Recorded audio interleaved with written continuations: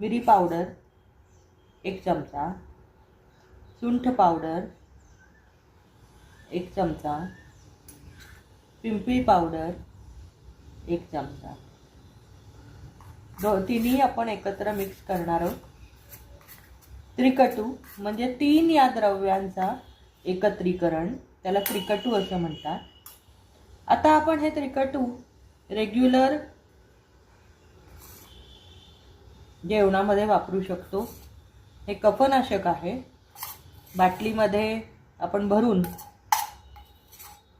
ते ताकात, सॅलडवर स्प्रिंकल करू शकतो.